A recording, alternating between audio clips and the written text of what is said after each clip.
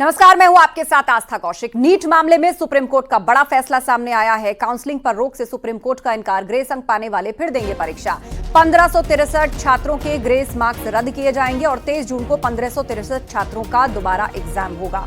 तो ये बड़ी खबर सामने आई है नीट परीक्षा मामले से जुड़ी हुई। ग्रेस अंक जिन स्टूडेंट्स को दिए गए हैं उनको वापस लिया जाएगा और उनके लिए परीक्षा ऑर्गेनाइज कराई जाएगी। कुल 1563 छात्र ऐसे हैं जिनको ग्रेस मार्क्स दिए गए। अब वो ग्रेस मार्क्स हटा करके उनके लिए अलग से एग्जाम ऑर्गेनाइज कराया जाएगा। 23 जून को यह परीक्षा रखी गई है। नीट परीक्षा पर सुप्रीम कोर्ट का यह फैसला सामने आया है और एनटीए ने अपने जवाब में सुप्रीम कोर्ट को यह बताया कि जो 1563 छात्रों का जो रिजल्ट है वो रद्द किया गया है। 23 जून को दोबारा परीक्षा होगी और ग्रेस मार्क्स इन लोगों को दिए गए थे तो उसको हटा करके अब उनकी परीक्षा दोबारा कराई जाएगी। छात्रों का डर दूर करने के लिए यह फैसला लिया गया है। ग्रेस अंक पाने वाले छात्र एक बार फिर से परीक्षा देंगे। तो नीट मामले में सुप्रीम कोर्ट का यह फैसला है। 1563 छात्रों को फिर से अब परीक्षा देनी होगी और एनटीए ने यह भी कहा कि एनटीए ने आपकी बात मान ली है और वो ग्रेस मार्क्स को हटा रहा है। यह बात सुप्रीम कोर्ट में एनटीए की ओर से कही गई। एनटीए की तरफ से कहा गया कि ग्रेस मार्क्स हम हटा रहे हैं और जिनको ग्रेस मार्क्स दिए गए उनकी परीक्षा दोबारा कराई जाएगी। हम काउंसलिंग पर रोक हालांकि नहीं लगाएंगे। 8 जुलाई को मामले की अब अगली सुनवाई है। लेकिन इस बीच यह जरूर साफ हो गया कि अब 1563 छात्र जिनको ग्रेस मार्क्स दिए गए थे उनकी दोबारा परीक्षा करवाई जाएगी।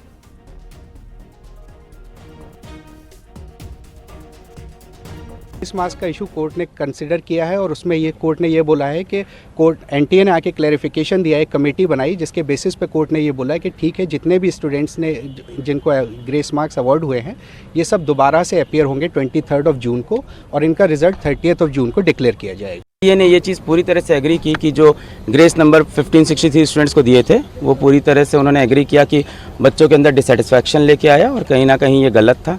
तो काफ़ी लंबे समय से हम लोग ये लड़ाई लड़ रहे थे कि पहली बार ग्रेस नंबर क्यों ले आए, पहले क्यों नहीं आए। तो उन्होंने खुद एग्री कर लिया कि ग्रेस नंबर का कॉन्सेप्ट नहीं चलेगा। अब उनका ये प्रपोजल था कि इन 1563 स्टूडेंट्स को हम ऑप्शन देते हैं दूसरी बार एग्ज़ाम देने का, प्रॉबेबली 23 जून को। अब या तो ये री एग्ज़ाम दे ये बच्चे या इनका चॉइस है री एग्ज़ाम ना दें और जिनके ओरिजिनल नंबर थे वो पेपर लीक पे सीबीआई इन्वेस्टिगेट करे तो पता लग जाएगा, क्योंकि बिहार में एफआईआर हुई है, गुजरात में भी एफआईआर हुई है, कहीं पर प्रिंसिपल्स भी पकड़े गए हैं जहाँ पे ओएमआर टीचर्स भर रहे थे। लेकिन कोर्ट ने बोला है कि वो केस जो है 8 जुलाई को सुनेगा। तब तक 6 जुलाई किन्ने शायद बोल दिया कि काउंसलिंग स्टार्ट होगी। आज शायद डिसीजन आया है तो 6 जुलाई से काउंसलिंग स्टार्ट हो जाएगी। फिर तो अब 8 जुलाई को हियरिंग है तो एकदम से डिसीजन आता नहीं है और डेट पे डेट मिलेगी तब तक काउंसलिंग हो जाएगी। तो फिर तो या तो प्रोविजनल काउंसलिंग करवाएं कि अगर चेंज होता है रिजल्ट तो काउंसलिंग कैंसिल हो जाए, तो फिर तो भी वो ठीक रहेगा। वो तो ठीक है कि 15,000 का या 16,000 का ग्रेस मार्क्स के लिए हो रहा है, लेकिन हमने और एक्सपेक्ट किया था क्योंकि हमें क्लियरली पता है कि 16,000 से ज़्यादा अमाउंट है जिसमें ग्रेस मार्क्स दिए गए हैं। एक साल के अंदर इतना इन्फ्लेशन हो ही नहीं सकता। जैसे मेरे मार्क्स आए हैं 670 में मेरी रैंक एक्सपेक्टेड थी पिछले साल के ट्रेंड्स को देख के 3,000 के अराउंड, लेकिन इस बार आई है 15,000 रैंक, जो इतनी हाई कभी एक्सपेक्टेड ही नहीं थी, किसी ने सोची नहीं थी कि 5 टाइम्स इन्फ्लेशन हो जाएगा। तो इस पर हमें क्लियरली लग रहा है कि कुछ ना कुछ तो हुआ है। ये 1500 से ज़्यादा अमाउंट है जिसमें ग्रेस मार्क्स दिए गए हैं, लेकिन अभी तो ये बात की थोड़ा है कि कुछ तो किया अभी तक जो एनटीए ने किया है। अभी हम और एक्सपेक्ट कर रहे हैं कि और भी आगे करेंगे।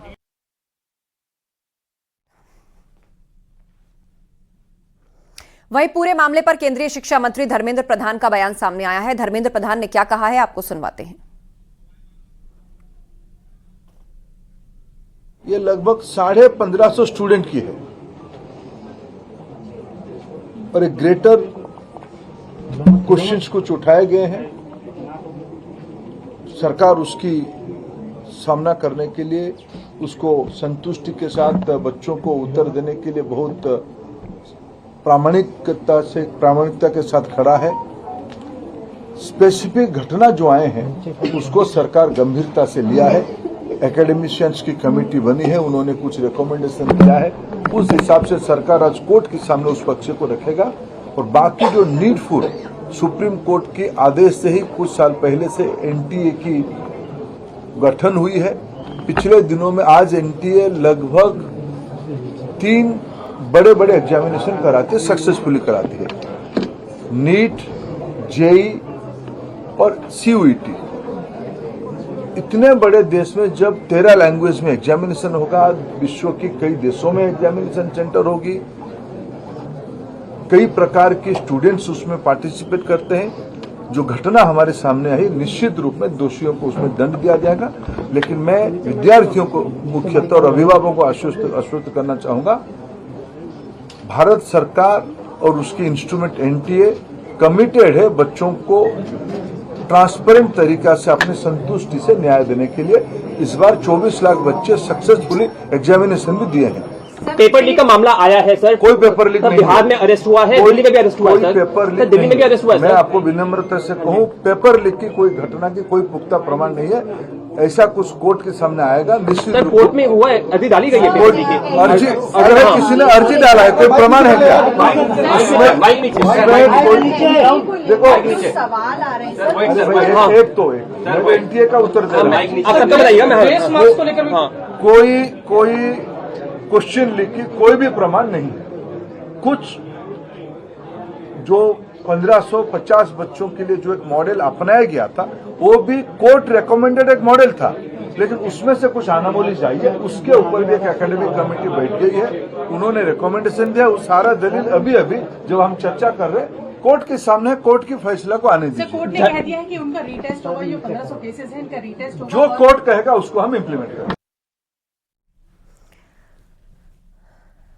लखनऊ के अकबरनगर इलाके में अवैध कब्जे पर कार्रवाई जारी है। एलडीए आज शाम के बाद अकबरनगर फर्स्ट इलाके में भी कार्रवाई शुरू करेगा। कोई अप्रिय घटना ना हो, इसके लिए बादशाह नगर रेलवे स्टेशन से कुकरेल का रास्ता बंद कर दिया गया है। बड़ी तादाद में आरएएफ, पीएसी और पुलिस के जवान तैनात किए गए हैं। आपको बता दें कि यहां अब तक 330 से ज्यादा अवैध मकान और कमर्शियल कॉम्प्लेक्स ध्वस्त हुए हैं।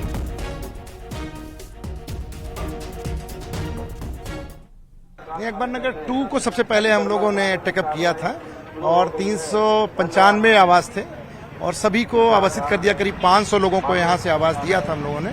सभी शिफ्ट हो चुके हैं और सभी को तोड़ने की कार्रवाई चल रही है। आज शाम तक 100% डिमोलिशन हो जाएगा। अकबरनगर फर्स्ट में हम लोग कल से उनको फैसिलिटेट कर रहे हैं और कुल मिला के 57-58 गाड़ियाँ कल रात में भी लगी थी। उनको ट्रांसपोर्टेशन का साधन दिया जा रहा है, कुछ अपने साधनों से ले जा रहे हैं लोग और अभी वो सामान निकाल रहे हैं। जैसे सामान निकाल लेते हैं आज शाम तक वो सामान निकाल लेंगे मैक्सिमम, तो आज शाम से या कल सवेरे से ड्राइव वहां चलेगा। बरेली में एक बार फिर बुलडोजर एक्शन हुआ है। बीडीए ने अवैध कॉलोनियों पर ध्वस्तीकरण की मांग की है। आरोप के मुताबिक बिना नक्शा पास कराए अवैध कॉलोनी बनाई गई थी। आपको बता दें कि बीडीए अब तक 50 से ज्यादा अवैध कॉलोनियों पर बुलडोजर चला चुका है।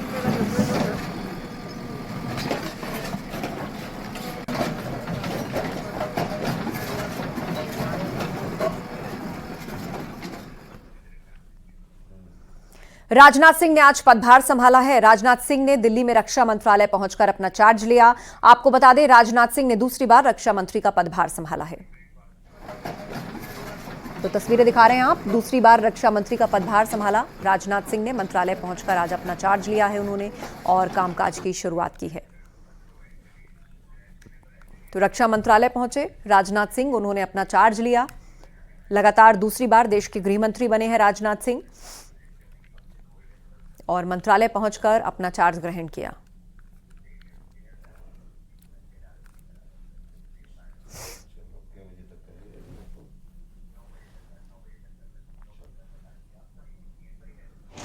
वही आगे भी हमारी प्रायोरिटीज रहेंगी और भारत की अभेद्य सुरक्षा और साथ ही साथ भारत की अजेय सेना और हमारे सैनिकों का कल्याण, ये हमारी प्रायोरिटीज में विशेष रूप से शामिल है। यानी हम चाहते हैं कि सशक्त भारत का निर्माण हो, आत्मनिर्भर भारत का निर्माण हो, ये हमारा उद्देश्य है। और साथ ही साथ रक्षा उत्पाद में हम आत्मनिर्भर बने, ये सबसे बड़ा उद्देश्य हमारा है। और इस दिशा में एक मंजिल हम लोगों ने तय की है और आप सब लोगों को मालूम है कि 21,000 करोड़ से अधिक का हम लोगों ने एक्सपोर्ट किया है, जो कि एक हिस्टोरिकल ये अचीवमेंट है। और मेरा तो टारगेट ये है कि इसको हम कम से कम 5 साल समाप्त होते होते 50,000 करोड़ से ऊपर ले जाएं, ये हमारा उद्देश्य है। हमारी सेना का मनोबल पहले भी ऊंचा रहा है और आगे भी ऊंचा बना रहे। हमारी तरफ से पूरा प्रयत्न ही होगा क्योंकि जिस शौर्य और पराक्रम का समय आने पर हमारी सेना ने परिचय दिया है और हमारी तीनों सर्विसेज, चाहे वो इंडियन आर्मी हो, चाहे वो इंडियन नेवी हो, चाहे इंडियन एयरफोर्स हो, उसकी जितनी भी सराहना की जाए वह कम है। और मैं कहना चाहता हूं अपने तीनों सर्विसेज की सेना पर मुझे गर्व है। उधर आरएलडी अध्यक्ष जयंत चौधरी ने आज अपना पदभार संभाल लिया है। जयंत ने शिक्षा मंत्रालय पहुंचकर शिक्षा राज्य मंत्री का पदभार ग्रहण किया है। तो जयंत चौधरी भी आज पहुंचे और उन्होंने मंत्रालय में अपना चार्ज संभाला। शिक्षा मंत्रालय पहुंचकर उन्होंने चार्ज लिया। उनको शिक्षा मंत्री स्वतंत्र प्रभार बनाया गया है और वो पहुंचे मंत्रालय और अपना कार्यभार ग्रहण किया। सबको निर्देशित कर चुके हैं प्रधानमंत्री, तो एक एक करके मंत्रालय में जाकर अपना कार्यभार संभाल रहे हैं सभी मंत्री। विधान परिषद में समाजवादी पार्टी का मुस्लिम पर दांव। मुस्लिम को नेता विपक्ष बना सकती है समाजवादी पार्टी, ये इस वक्त की बड़ी खबर है। गुड्डू जमाली का नाम रेस में सबसे आगे है। गुड्डू जमाली मुस्लिम ओबीसी से आते हैं और जासमीर अंसारी का नाम भी रेस में शामिल है। तो ये बहुत बड़ी खबर है क्योंकि अखिलेश यादव जो है वो करहल सीट छोड़कर अब केंद्र की राजनीति करेंगे। वो कन्नौज से सांसद चुने गए हैं। तो ऐसे में चर्चा ये है कि अब प्रदेश में समाजवादी पार्टी की ओर से नेता प्रतिपक्ष विधानसभा के अंदर कौन होगा। शिवपाल यादव का भी नाम सामने आ रहा है। इसके अलावा कई नामों पर चर्चा चल रही है। लेकिन बड़ी बात यह कि समाजवादी पार्टी मुस्लिम कार्ड भी खेल सकती है। मुस्लिमों पर दांव, किसी मुस्लिम नेता को नेता विपक्ष बना सकती है समाजवादी पार्टी और इसमें गुड्डू जमाली का नाम रेस में सबसे आगे है। गुड्डू जमाली मुस्लिम ओबीसी वर्ग से आते हैं। जासमीर अंसारी का नाम भी रेस में शामिल है। यह इस वक्त की बड़ी खबर है। विधान परिषद में एसपी का मुस्लिम पर दांव। विधान परिषद में एसपी का मुस्लिम पर दांव। दूसरी तरफ चर्चा यह भी है कि विधानसभा के अंदर नेता प्रतिपक्ष कौन होगा। दूसरी तरफ विधान परिषद में मुस्लिम कार्ड खेल सकती है समाजवादी पार्टी।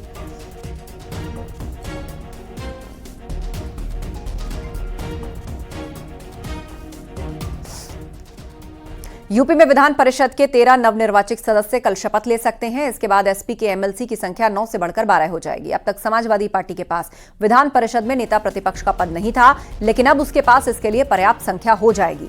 ऐसे में उच्च सदन में नेता प्रतिपक्ष का पद उसके पास आ सकता है और माना जा रहा है कि समाजवादी पार्टी विधान परिषद में नेता प्रतिपक्ष का पद किसी मुस्लिम को दे सकती है। तो एसपी मुस्लिम को बना सकती है नेता प्रतिपक्ष विधान परिषद के अंदर।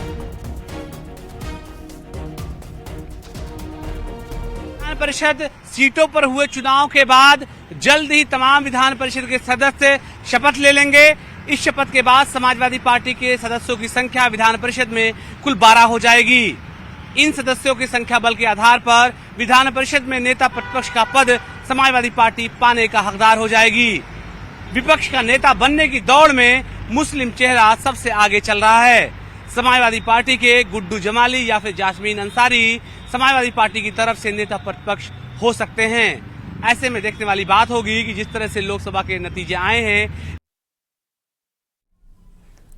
नोएडा के थाना 39 सेक्टर की पुलिस लुटेरे से मुठभेड़ हो गई और इस मुठभेड़ में 2 बदमाश घायल हो गए। चेकिंग के दौरान अब पुलिस ने बाइक सवार को रोकने की कोशिश की है तो बाइक सवार मौके से भाग निकले हैं। पुलिस का पीछा करने पर बदमाशों ने पुलिस पर फायरिंग की, जिसके बाद पुलिस ने भी फायरिंग की है।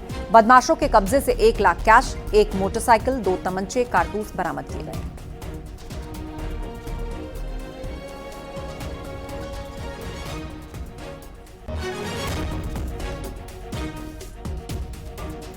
सेक्टर 96 तिराहे के पास चेकिंग कर रही थी। यहाँ पर एक मोटरसाइकिल पर 3 लड़के संदिग्ध आते हुए दिखाई दिए। इनको रोकने का प्रयास किया गया, ये भागे। इसके पश्चात इनकी घेराबंदी की गई। घेराबंदी होते हुए इनके द्वारा पुलिस पार्टी पर फायरिंग की गई।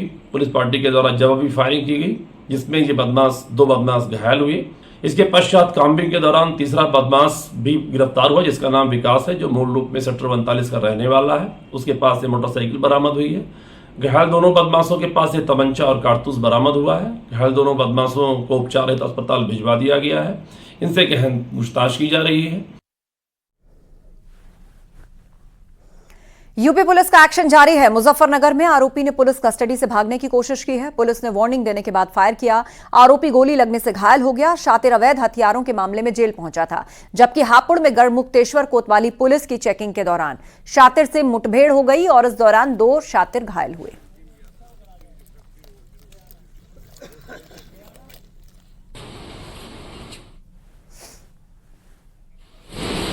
वो तस्वीर आपको दिखा रहे हैं किस तरह बदमाशों से पुलिस की मुठभेड़ हुई है मुजफ्फरनगर और हापुड़, जहां पर ये बदमाश फायर करके भाग रहे थे, लेकिन पुलिस ने इनको पकड़ लिया। मुजफ्फरनगर और हापुड़ में पुलिस का एक्शन हुआ है। मुठभेड़ के बाद 2 बदमाशों को पकड़ा है पुलिस ने। ये दोनों बदमाश अलग अलग क्राइम्स में वांटेड चल रहे थे और पुलिस पर इन्होंने पहले फायरिंग की, जिसके बाद जवाबी फायरिंग में गोली इनके पैर में लगी।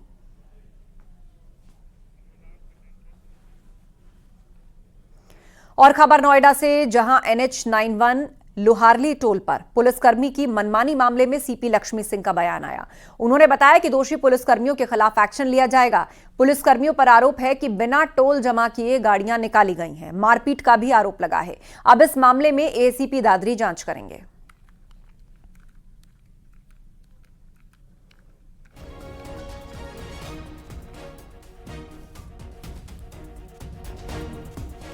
नोएडा में पार्सल में ड्रग्स होने का डर दिखाकर साइबर ठगों ने इंजीनियर्स को डिजिटल अरेस्ट कर लिया और 20 लाख रुपए ऐंठ लिए। ताइवान भेजे जा रहे पार्सल में ड्रग्स समेत अन्य आपत्तिजनक सामान होने का डर दिखाकर बहुराष्ट्रीय कंपनी में काम करने वाले इंजीनियर से यह ठगी की गई। जालसाजों ने IB और मुंबई पुलिस का अधिकारी बनकर इस वारदात को अंजाम दिया और इस दौरान जालसाजों ने इंजीनियर को करीब 48 घंटे तक डिजिटल अरेस्ट करके रखा। पीड़ित ने मामले की शिकायत साइबर क्राइम थाने में की है। बार बार पैसे ट्रांसफर करने के बावजूद जब जालसाजों की मांग कम नहीं हुई और उसने क्रेडिट कार्ड से लोन लेकर भुगतान करवाना चाहा, तब जाकर पीड़ित को संदेह हुआ।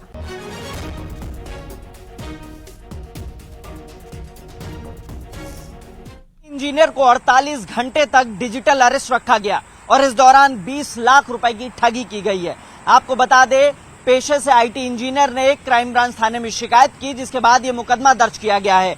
फिलहाल मॉडस ऑपरेंडाई बिल्कुल वैसी थी। फेडेक्स कुरियर कंपनी की तरफ से कॉल किया गया कि आपका पार्सल ताइवान जा रहा है, जिसमें आपत्तिजनक सामान है, विदेशी मुद्रा है और कुछ ड्रग्स होने की बात कही है।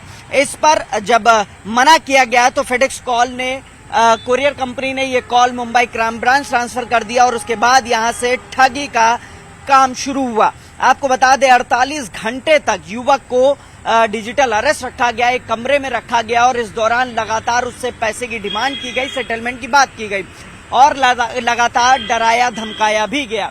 फिलहाल जब धीरे धीरे पैसा ट्रांसफर होता गया, जब युवक के पास उसके अकाउंट में पैसे खत्म हो गए तो क्रेडिट कार्ड से पैसे ट्रांसफर करने की बात कही, जिस पर युवक को संदेह हुआ। बस्ती में चलती कार आग का गोला बन गई। कार सवार लोगों ने किसी तरह से कूदकर अपनी जान बचाई। देखते ही देखते कार धू धू करके जलने लगी।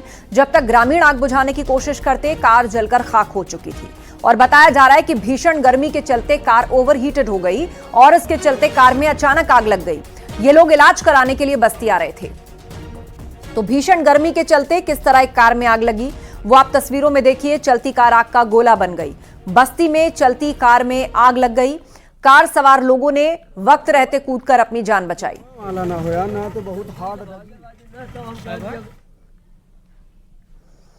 यूपी के कई शहरों में आग की घटनाएं सामने आई हैं। आपके टीवी स्क्रीन पर हम कुछ तस्वीरें दिखाने जा रहे हैं। ये तस्वीरें अलग अलग शहर की हैं।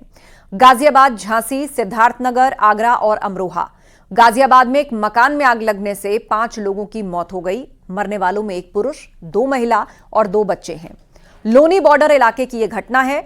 झांसी और सिद्धार्थनगर में भी आग की घटना सामने आई है। झांसी के मठ गांव में खेत में भीषण आग लग गई और ग्रामीणों ने कड़ी मशक्कत के बाद जाकर इस आग पर काबू पाया। तो वहीं सिद्धार्थनगर में हीट वेव के कारण कबाड़ से लदे ट्रक में आग लग गई। सारा सामान जलकर राख हो गया, जबकि आगरा में भी चलती कार आग का गोला बन गई। कार सवारों ने कूदकर अपनी जान बचाई। कार में 3 लोग सवार थे। वहीं अमरोहा की बात करें तो यहां पर एक कॉटन के कारखाने में भीषण आग लगने से हड़कंप मच गया। लाखों के नुकसान का अनुमान है। आपको बता दें, शॉर्ट सर्किट की वजह से आग लगने की ज्यादातर घटनाएं हो रही हैं।